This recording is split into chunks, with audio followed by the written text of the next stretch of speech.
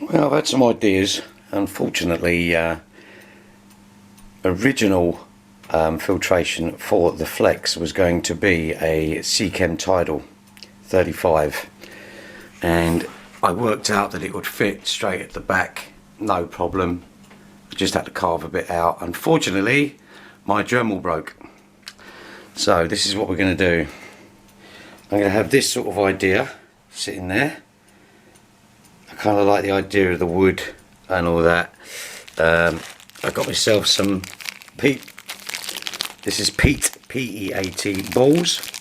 Very good for plant growth. I'm going to probably have a lot of plants in here because I'm going to go with this. Sand is gorgeous. I actually needed 10 kilos, but what I'm going to do is put 2 different types in. Now it will go green to start with. That's good. That's nitrifying bacteria in it. I'm not going to worry about this, but this stuff is so fine, and this is by this company, and that is what I wanted, less than a millimetre, which is good. But I'm going to mix it with a little bit coarser stuff, and that's JBL stuff. It's basically a much coarser white, but we'll see about that. Now the filtration, I've obviously got to update it. We've got in that tank, we've got the sponge filter, which I will be using to help seed the tank, but I'm probably going to go with this, which as you can see is the Pickup 160. It's quite a good little unit. It's only sponge, there's no actual, I mean it is bacteria, but not very good, so I will be dealing with a different idea. I'm going to go with an aqua ball, by the way. But we're going to get this sort of working and see how we can get it going first, because don't forget we've still got the dineral build, which is over in that corner, which you can see I've got some stuff going for that. So without further ado, we're going to put the sand in. Now this is apparently pre-washed. Don't know about that, but we'll see. I'm going to pour some in there. I will be putting some other stuff onto this as well, because as you can see it says that you can't plant into it, but you can plant around it. So eventually this is going to be covered in Anubias and maybe some ferns. I might even get some 53B on there, partly around that, but we'll see. That's the kind of look that I'm going for across the side sort of tank, but I'm going to show you a few bits and pieces as we go, so bear with me. So okay, we're getting a bit of a glare on this, but I think you get the idea. I've taken the lid off the tank, make sure it's all clean. I'm not going to pre-wash this. I'm going to let the tank do itself, whatever it needs to do, and I've got a little update on the other tank we'll do after this at the moment. So the first thing I'm going to do is put some sand in there. Now there's some little bits you get on the tank, don't worry about it, you can clean it all up when you're finished. So the first thing I'm going to do is I'm going to put the JBL stuff in. This stuff I just want to do, I want to get it in there for a base. So the first thing I'm going to do is get this in, spread it around a little bit, make sure everything's flat and where you want it before you go fern. So there you go, bosh, there you go. Now that's the first thing. You can spread it around, make it a little bit more even. It's a gorgeous sand, this JBL stuff. You will get little bits of black in there, don't worry too much, because obviously you're going to top it off with the white beach, which is dineral white beach. It's a very fine stuff. This will mix in between, which is what I want. So let's get that done. Now it doesn't matter how you put it, this is going to be completely up to you. I will say one thing is always plan ahead, because obviously once you've done it, sand is a pig to get out, so you need to just make sure, just get in there, have a play about, see how you feel with it. The next stuff I'm going to try is obviously the fine stuff. Now I'm just going to open that up and get that ready to go in. Now remember, if you're using sand, you've got to be very careful about your filtration. some pick up from the bottom, which obviously picks up bits of sand and fragments, which can destroy the impellers on some filtrations. Hence I was going to go for the tidal, but we'll deal with that in a minute. So I'm going to get the other stuff in there right now. Oh, let's get that in. As you can see, it's a much more white and fine sand. Now, for a flex without the baffle, I would recommend between 5 and 7 kilos. Now that depends on what you're actually going to do. Now with me, I'm going to do quite a deep sort of bed with it, like so. You know, I don't know why they have to put it in plastic now, but anyway, I'm going to make it fairly level. I don't want it perfect. I do want it sort of going towards the back a little bit. So you can see that. See the difference in colours there? You've got the two sort of gradients now. Now,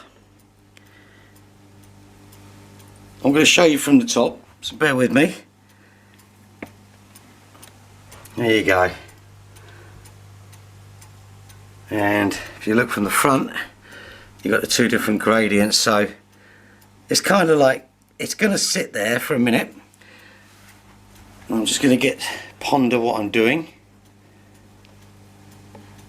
So you've got to be careful with sand because it's very obviously gritty and it can get anywhere, so you've got to be careful. Let's smooth it about a bit now. Sand and wood. Does sand and wood go? I'm probably going to have a look at some rocks. Let me see if I can find some decent rocks. I'm pretty sure I've got some dragon rock somewhere. So bear with me, let's go and have a look. Now, when you're dealing with this, obviously you've got to be careful because it is glass that you're dealing with. So I kind of like to make a central type, sort of slaty type thing. Now, you know, when you're doing, especially with this, you want to sort of get it to where you want it. And then sort of decide. See, I kind of like the idea of the dragon rock. I mean, you don't need a lot of it, and obviously I'm going to be putting some other stuff in there, but it's kind of like, there you go. It's not particularly central, which is good. I don't want it central, that's the whole point. I want it to be random, naturist. And obviously I'm going to have to make do with some kind of, there you go. So it's very rocky. It's kind of where I want it to be. Let me have a look, see how this wood looks.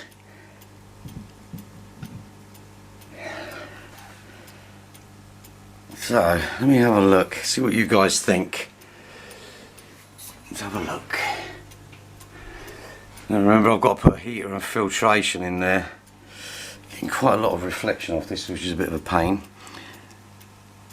Not sure about the wood at the moment. And I don't like the way it's going. Now remember, when you fill this up with water, it's going to change the way it looks. And I'm not sure the wood's going to sink anyway, straight off. So we need to get some water in there, get it lit, and then go from there. I will be putting some Anubias plants in there. I kind of like the idea of Anubias plants, but I'm going to have to order those. I need a particular type of Anubias to stick to that. But that's the idea so far. The filter, see, I'm going to have, I think, a sponge in the back. The only trouble is with sponge filters, they really don't give you a lot of flow. So I'm going to have to deal with the flow on that. And as you can see as well, you know, I'm looking at it and I'm thinking no. But then, do I like the dark contrast? Maybe the dark contrast like this. And then that takes away the onus of the wood maybe. I don't know, maybe not. Keep playing about with it. Get an idea of what makes you feel good about your tank, you know. Be careful, obviously. See, that's going to be, for me, okay, there's plenty of Corey room, as I call it.